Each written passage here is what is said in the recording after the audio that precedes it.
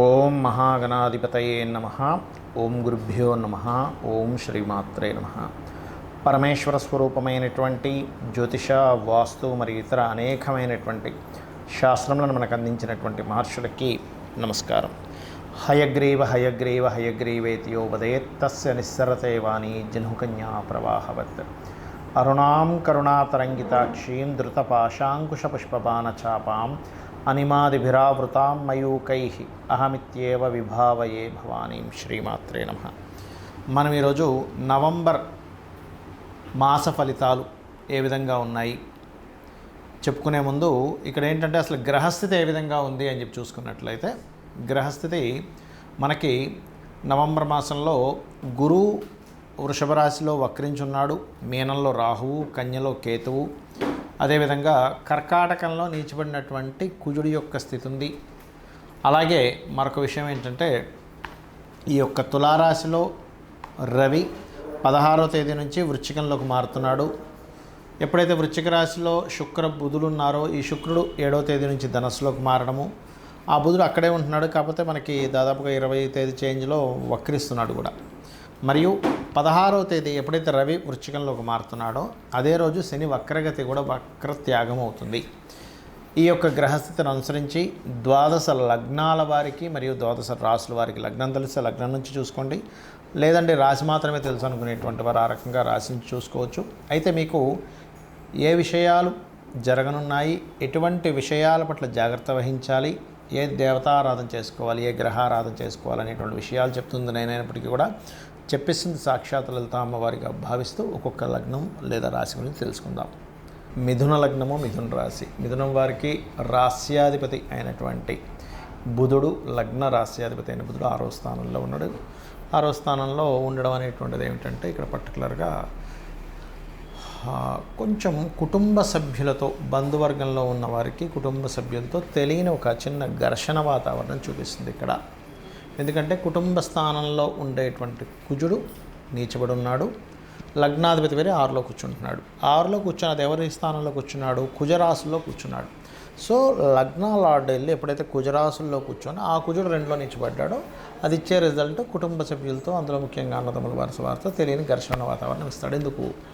Because of ఇక్కడ 3వ స్థానాధిపతి అన్నదమ్ములకు కారకుడు. కుజుడు అన్నదమ్ములకు కారకుడు, 3వ స్థానాధిపతి అన్నదమ్ములకు కారకుడు. ఈయన వెళ్ళి 5వ స్థానంలో నిలిచిపోతున్నాడు. అంటే ఏమిటి? కొన్ని ప్రేమ వ్యవహారాలకు సంబంధించిన విషయంలోని, కొన్ని ఐడియా రిలేటెడ్ సంబంధించిన విషయంలోని, కొన్ని అప్పులకు సంబంధించిన విషయంలోని ఘర్షణ వస్తూ ఉంటుంది. కాబట్టి ఈ యొక్క విషయంలో కాస్త జాగ్రత్తగా ఉండండి.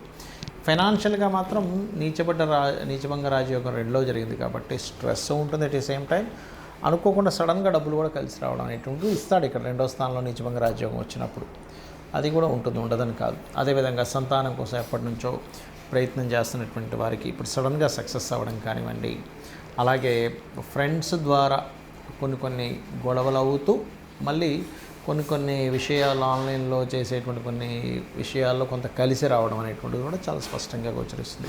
కాకపోతే 4వ స్థానంలో కేతు ఉన్నందుకు మీరు ఏదైనా ఒక ప్రాపర్టీ తీసుకునేటప్పుడు కొంచెం జాగ్రత్తగా చూసుకొని తీసుకోండి. అంటే ఏదో లిటిగేషన్ ప్రాపర్టీసు, ఏదైనా ఒక ఎడ్యుకేషన్ రిలేటెడ్గా వెళ్ళినప్పుడు అక్కడ ఏదైనా సరే మీకు కనెక్ట్ అవ్వనటువంటి వాటిని చదవాలనుకోవడము, ఇట్లాంటివి కొన్ని జరుగుతూ ఉంటాయి. అలాగే మరొక విషయం ఏంటంటే, ఇక్కడ ఈ 6వ స్థానంలో ఎప్పుడైతే శుక్రుడు 6 నుంచి 7వ స్థానంలోకి వెళ్తున్నాడో, ఇది కొంతవరకు 7వ తేదీ తర్వాత ఇష్టపడిన వారిని వివాహం చేసుకునేటువంటి ప్రయత్నం ఫలిస్తుంది.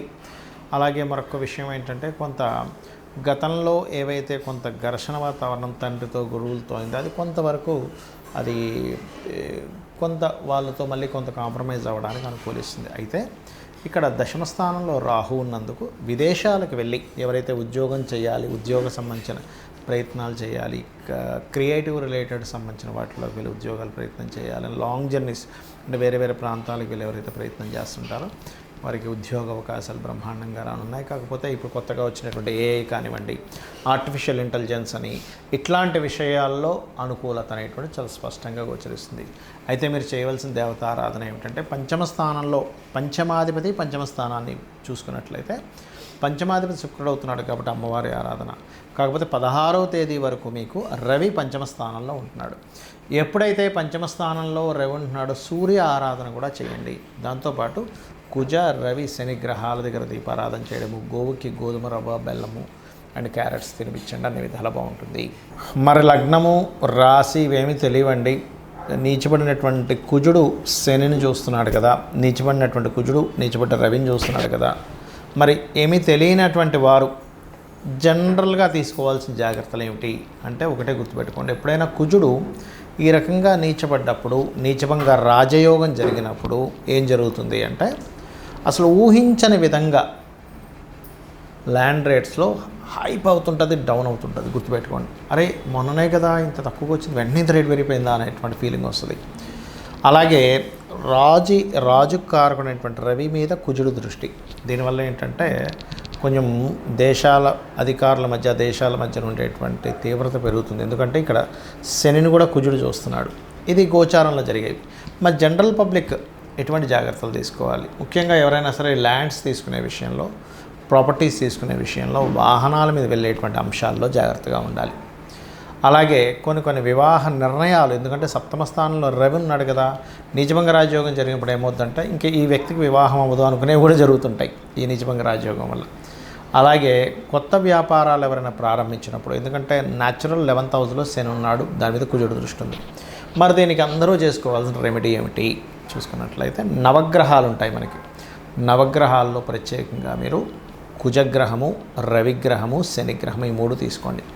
ఈ 3 దగ్గర దీపారాధన చేయండి. మీ లగ్నం ఏంటి, నక్షత్రం ఏంటి ఏమీ అక్కర్లేదు.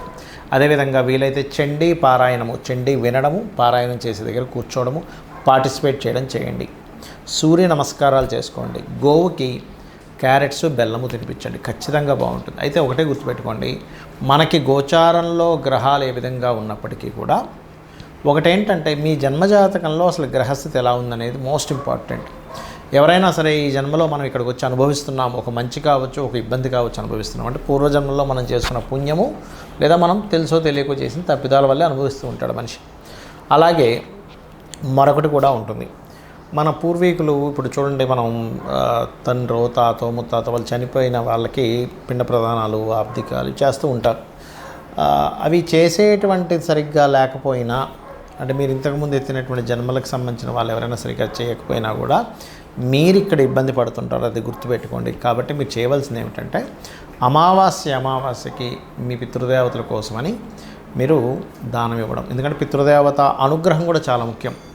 అదేవిధంగా మీ జన్మజాతకంలో లగ్నం ఎలా ఉంది అంటే, మీరు ఎందుకు ఎప్పుడు ఏ ఆరాధన చేస్తే స్ట్రెంత్ అవుతారు, మీ ధనయోగాలు ఎలా ఉన్నాయి, అసలు ఏ గ్రహం ఇస్తుంది మీకు ధనయోగాన్ని, ఏ పీరియడ్లో ఎక్కువ ధనయోగాలు ఉన్నాయి, మీ ప్రయత్నం చేయాలంటే ఏం చేయాలి, ప్రాపర్టీ ఏ డైరెక్షన్లో మీకు ఉంటే కలిసి వస్తుంది. అదేవిధంగా ఉద్యోగమా, వ్యాపారమా, లైఫ్లో టర్నింగ్ పాయింట్ ఏమిటి, ఎక్కడ ఇన్వెస్ట్మెంట్ చేయాలి, విదేశాలకు వెళ్తే బాగుంటుందా, ఇలా 1-2 కాదు. ఇప్పుడు చాలామంది ఏం చేస్తారంటే, వివాహ సమయం ఒకటి ఉంటే అది తెలుసుకోకుండా వివాహం అనుకూలించని సమయంలో ప్రయత్నం చేసేసి హడావిడిగా వివాహం చేసుకుంటారు.